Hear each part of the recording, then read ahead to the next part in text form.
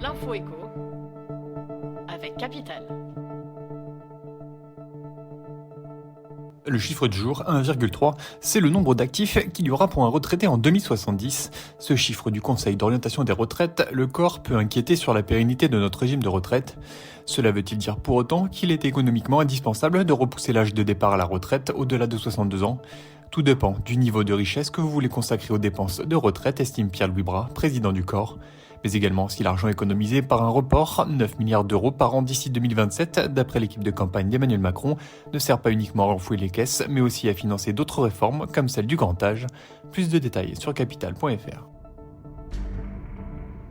Le coup de gueule du jour est poussé par les professionnels toujours exclus du Ségur de la santé. Le 18 février dernier, le gouvernement avait annoncé une nouvelle vague de revalorisation salariale pour les travailleurs sociaux, jusqu'ici oubliés du Ségur, mais l'exécutif n'avait donné aucune liste exhaustive des métiers concernés.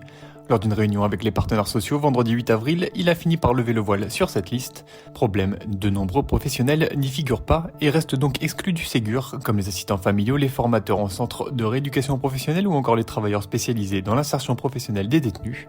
Et mauvaise nouvelle, la liste communiquée par le gouvernement est censée être définitive et ne devrait donc pas évoluer.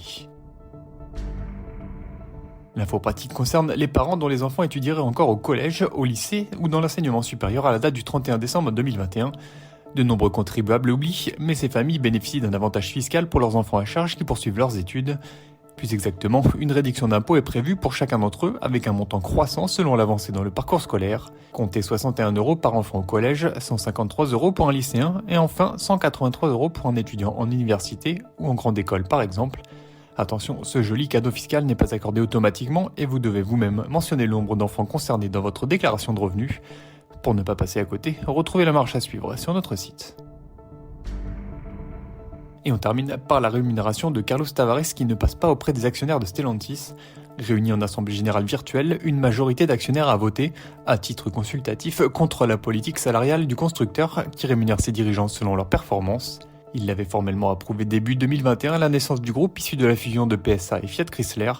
Les performances de l'année 2021 ayant été exceptionnelles, le directeur général Carlos Tavares devrait toucher à terme un total de 19 millions d'euros pour l'exercice.